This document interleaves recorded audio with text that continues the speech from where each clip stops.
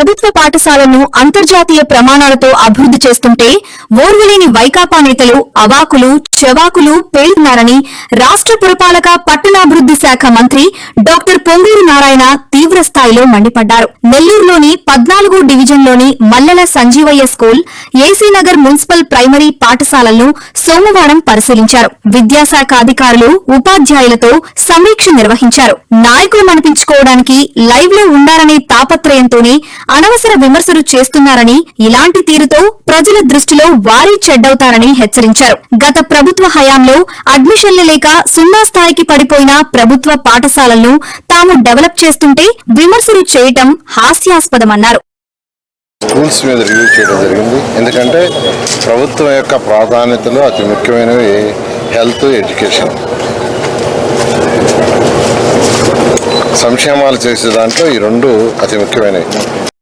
ఏదైతే మున్సిపల్ శాఖ చేర్చిన సాలిడ్ వేస్ట్ కావచ్చు, లిక్విడ్ వేస్ట్ కావచ్చు, లేదా స్టామ్ వాటర్ డ్రైన్ కావచ్చు, రోడ్లు కావచ్చు, లైట్లు కావచ్చు, పార్కులు కావచ్చు, వీటితో పాటు హెల్త్ అండ్ ఎడ్యుకేషన్ చేయాల్సిన బాధ్యత ప్రభుత్వం. ఆ నేపథ్యంలోనే గౌరవనీయ విద్యాశాఖ మంత్రి యువనాయకుడు లోకేష్ గారి యొక్క ఆధ్వర్యంలో వారిచ్చిన సూచనల మేరకు ఈరోజు నెల్లూరులో అనేక స్కూల్స్ని డెవలప్ చేయడం జరిగింది. ఆ నేపథ్యంలో ఈరోజు నెల్లూరులో ఉన్న 14వ వార్డులో ఉన్న ఎంఎస్ఎం స్కూల్ని మరియు అక్కడ ఉన్న ఒక ఎలిమెంటరీ స్కూల్ రెండింటిని విజిట్ చేయడం జరిగింది. ఆ స్కూల్లో రీసెంట్గా 6 క్లాస్ రూమ్లు అన్ఫినిష్డ్గా ఉంటే కంప్లీట్ చేశారు. మరొక 28 రూములు అక్కడ కన్స్ట్రక్షన్లో ఉన్నాయి. ఎందుకంటే అక్కడ ఈరోజు స్ట్రెంత్ దాదాపు 700 ఉంది. ఆ స్కూల్కి హై డిమాండ్ ఉంది. 2 సెక్షన్లు ఉంటే 2 సెక్షన్లకి 150, 120 స్ట్రెంత్ ఉంది. జనరల్గా సెక్షన్ స్ట్రెంత్ అంటే 40 ఉండాలి, 2 సెక్షన్లు అంటే 80. కానీ ఈరోజు 120, 130 పెట్టి చదువు చెప్తున్నారు. అందువల్ల ఏంటంటే దాన్ని డెవలప్ చేయడానికి యాక్చువల్గా ఈరోజు ఎవరైతే దాతలు వచ్చారో వాళ్ళు ముందుకు వచ్చారు. వాళ్ళు ఆల్రెడీ స్టార్ట్ చేశారు.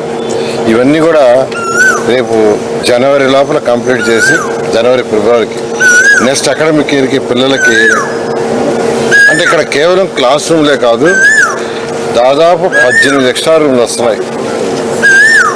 ఈ యొక్క స్కూల్స్ విఆర్ఐ స్కూల్ కానీ, డిఎస్ఆర్ కానీ, లేదా ఆర్ఎస్ఆర్ స్కూల్ కానీ, ఏదైతే డిఫరెంట్ స్కూల్స్లో వర్క్బోర్డ్ స్కూల్ కావచ్చు, అదేవిధంగా మన గుంటబడి అంటారు యాక్చువల్ మోడల్ స్కూల్ అది కావచ్చు, వీటన్నిటిలో ప్రతి దగ్గర 36 రూములు తగ్గకుండా డిజైన్ చేసాం. 36 రూమ్స్.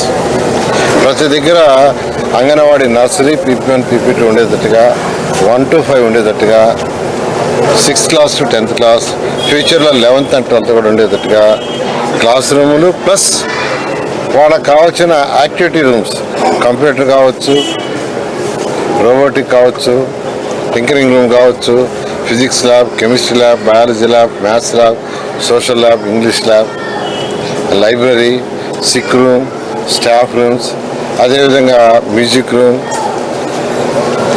అదేవిధంగా పిల్లలు అదర్ యాక్టివిటీ రూమ్స్, ఇవన్నీ రూములు దాదాపు 18 వచ్చేటట్టుగా ఒక ఇంటర్నేషనల్ స్టాండర్డ్లో ఏదైతే విఆర్ఐ స్కూల్ డెవలప్ చేసే అదే ప్యాటర్న్లో దానికి యాక్చువల్గా ఆల్రెడీ వర్క్ స్టార్ట్ చేశారు. వీలైనంత జనవరి, ఫిబ్రవరి కంప్లీట్ చేసి నెక్స్ట్ అకాడమిక్ ఇయర్కి ఫుల్ ఫ్లెడ్జ్డ్గా స్కూల్ వచ్చేటట్టుగా దాదాపు 10 మంది విద్యార్థులు చదవటానికి మంచి ఫెసిలిటీస్ చేస్తాం. ఈ విధంగా ఈరోజు నెల్లూరులో అనేక స్కూల్స్ ఇలా చేస్తుంటే విఆర్ఐ స్కూల్ బ్రహ్మాండంగా చేస్తే దాన్ని కూడా వచ్చేసి కామెంట్ చేశారు. అంటే ప్రతిపక్షం లేకపోయినా ఎవరైతే అక్కడ ఎలక్టెడ్ బాడీ మెంబర్స్ ఉన్నా, ఎవరన్నా ఉన్నా, అధికారంలో లేని వాళ్ళు వచ్చి చూడొచ్చు. కానీ బాగుండే దాన్ని కూడా కామెంట్ చేస్తే ప్రజలు సహించరు. విఆర్ఐ స్కూల్ లాంటి హై స్కూల్ 1000 మంది కావాలంటే 1000 మంది కెపాసిటీ ఉంటే 2000 అడ్మిషన్లు వచ్చినాయి. కూడా ఊహించాలని చెప్తున్నా. నేను ఓపెన్ చేస్తానన్నాను కానీ ఒక ఇంటర్నేషనల్ స్కూల్ లెవెల్లో చేస్తానని చెప్పలా. చేసిన దానికి ప్రజలు సంతోషిస్తున్నారు. మీరు సంతోషించకపోయినా దాని మీద కామెంట్ చేయకుండా ఉంటే బాగుంటుంది. ఓకే.